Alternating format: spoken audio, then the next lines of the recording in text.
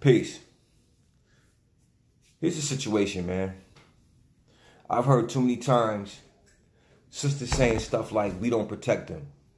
The brothers don't protect us. They overlook us. We're alone in the world. No one wants to protect us. That's a bold-faced lie. You understand what I'm saying? It's hard to protect someone who doesn't want to be protected.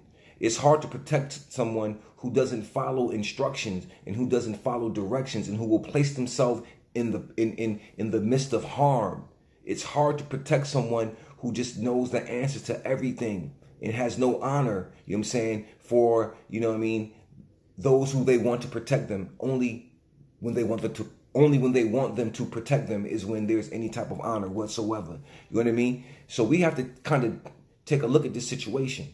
You know what I'm saying? Because I'm not coming down on sisters. I'm just talking about a situation that's very, very real. We run into it all the time, and it's happened more than once. For instance, let me give you a scenario. Let's think about the Chinese fingernail places. You just seen what happened to the brother Philip Muhammad. You know what I'm saying? That brother was, you know, women were getting disrespected in the Chinese spot, in the nail place, being beat up, getting jumped, and so on and so forth. Everybody saw the footage. Now, this ain't the only nails place that this has happened at with, you know, with these Asians. You know what I mean? In our communities, this is just one of the many places, and it will still continue to happen because why? We don't honor ourselves, especially our women in certain extents. They don't honor themselves because what they honor is the ideal of an appearance. They honor the ideal of making themselves up to appear to be something that they're not. So they use fake fingernails. They use fake this, fake that. But that's a whole nother story. So this man protects. He goes in and you know,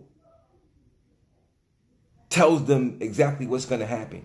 Warns them to get out of the store. All of the sisters, yo, get out the store, get out the store. Some of them leave. Some of them don't. They just sit there. But long story short, he begins to destroy the store. That may have not been a great way to do things, but there's a message that's being sent, which is we won't tolerate the disrespect of our women. Now, this man is doing this on his own accord. You understand? He goes to jail. You know what I mean? He has people backing him up outside. Not many, but it's a few people backing the brother up. Now, his idea was somebody has to protect our sisters because they're being abused. They're being, you know, belittled in these foreign stores. You know what I'm saying? These foreigners are treating them like animals. Straight up. Now, the thing is this. Ask yourself, why is foreigners always coming into the quote-unquote ghetto to open up businesses? Ask yourself, why is the foreigners always coming in and making millions and millions of dollars in a place that's supposed to be a poverty engulfed environment? And why would you open up a business in a poverty engulfed environment? I'm going to tell you why. Because we, quote unquote, as so-called black people, have an identity issue. You know what I'm saying? And when you don't have an identity, what you do is you pretend to be something that you're not. So it's important that you dress up in $10,000 worth of gear to make your own self feel good, to, you know, put on this facade, you know what I mean, to fill the hole or the void that's truly missing in you. See, you can't cover or hide yourself with all types of materialism. You understand what I'm saying? And looking good and all this other stuff, because that's just the manifestation of how other nations work inside of our community. They come in and they rape us and we give freely to them. Why? Because we do not understand or accept who we are. We don't even like who we are. So we're busy trying to be something more. We're busy trying to look more.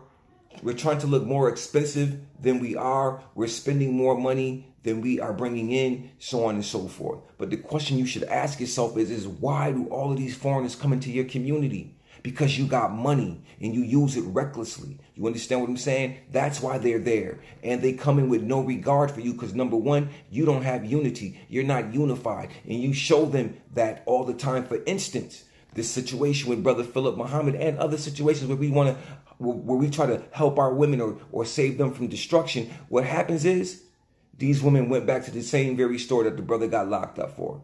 These women went back to the same store and began to, you know, business as usual, getting their fingernails done, so on and so forth. After this man has fought for you, after these people have showed you that you're not worth anything, you run back to their businesses and you sit in there and let them do whatever they're doing to you. Don't know what they're doing to you. Don't know what type of chemicals they're using. Why do they got a mask on and you don't?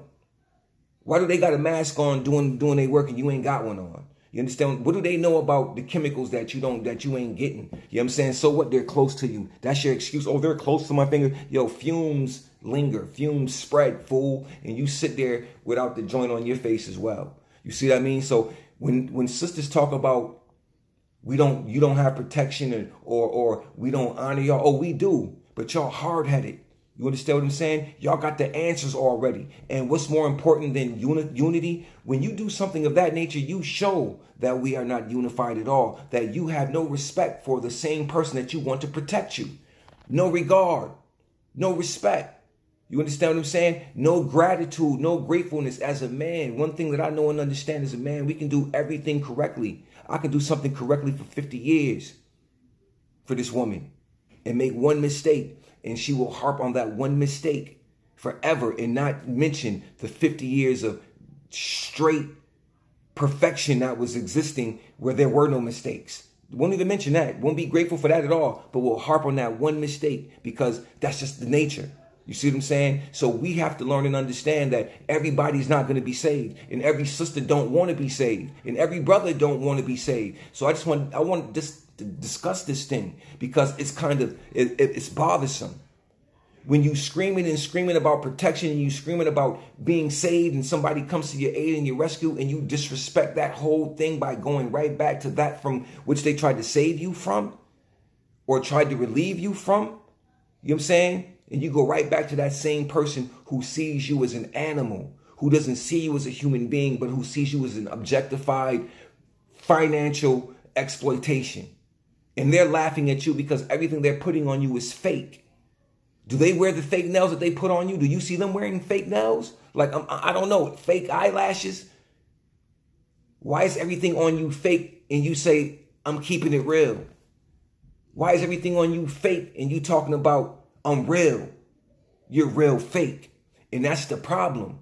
And we got brothers who are real fake. And we got sisters who are real fake. And we have a community that's real fake because we will never, ever get to the unification of our community because you know what? We don't honor and respect each other. You see what I'm saying? We're divided on purpose and we like it. We like being in that division. So my thing is that I'm not here to save anyone. I'm here to save myself first. I can't save someone who's hard-headed, who doesn't really want to be saved. You can't. You don't even waste your energy on things like that. You allow that to deal with itself and handle itself. You know what I'm saying? So this is just something I wanted to discuss a little bit. You know what I mean? Think about what I'm saying to you. Take it into existence and draw it up. You know what I mean? You can take it personal. It's not a personal thing, sisters. It's not personal at all. It's from observation. It's from experiences because I've experienced it too in certain forms. So it is what it is. I'm just bringing it to the table. Don't talk about protection when you don't want it.